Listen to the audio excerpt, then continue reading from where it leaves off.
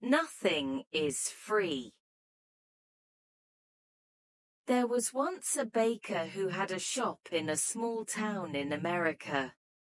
This baker was not a very kind man. He never gave his customers any more bread than necessary for their money, and he never smiled. But he was a very good baker. His bread was the softest bread that you could imagine. Sometimes customers paid for their bread and started eating it there in the shop, and his cakes. His cakes were really delicious. People came to his shop from all over town. When they walked down the street, they smelled the baker's wonderful bread and his delicious cakes, and they walked right into his shop. But not everyone came inside. Some people just stood outside the shop, smelling and looking in through the windows. The baker didn't like this. Their stomachs are full of the smell of my bread. I'm giving them a free lunch and I get nothing for my hard work. He said to himself, perhaps there's some way to put those delicious smells in bottles, then I can sell them, just like I sell my bread one winter morning very early. The baker was in his shop eating bread. He wasn't singing happily while he worked. He was complaining to himself about getting up early, about the cold weather, and about anything that came into his head. In the middle of all this, he looked up and saw someone looking in through the window. It was a young man wearing an old coat. He was looking at the baker's bread and he was hungry. He was smelling the fresh bread and smiling when the baker saw him. He felt very angry. That thief outside my shop has a stomach full of the smell of my bread. It's a free breakfast. I get nothing for my hard work.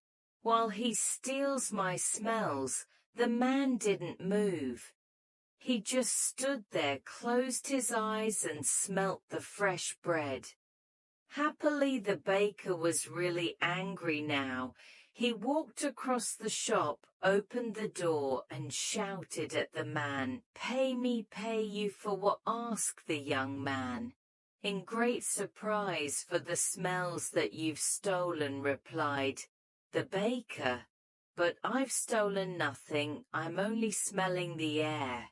Air is free, said the hungry young man. It's not free when it's full of the smells from my shop, replied the baker.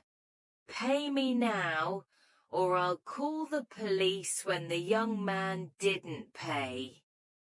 The baker took him by the coat and pulled him through the snow to the judge's house.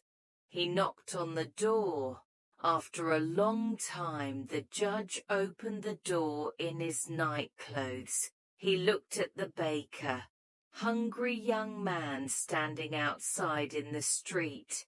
It was 6 o'clock in the morning. What could be so important, so early in the day? This man is a thief. He stole the smells from my shop, said the baker. The judge was surprised, but all he said was, "Come in and tell me your story, but first give me time to dress myself." He went back into the house. After a few minutes he came back and he took them inside.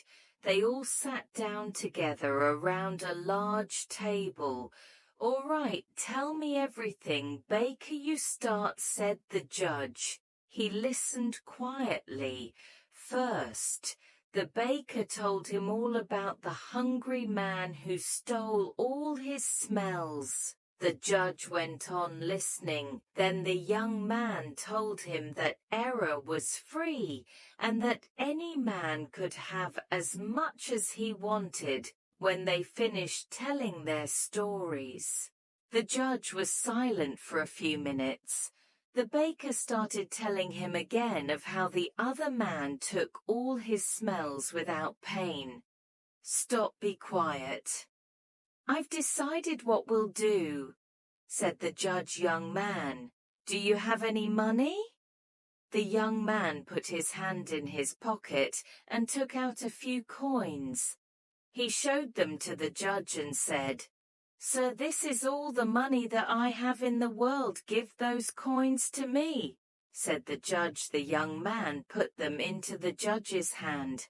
"I've listened carefully to both your stories," began the judge. "It's true that the smells were coming out of the baker's shop, and these smells belong to the baker.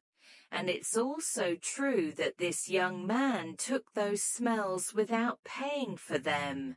And so I say that the young man has to pay the baker for the smells that he took."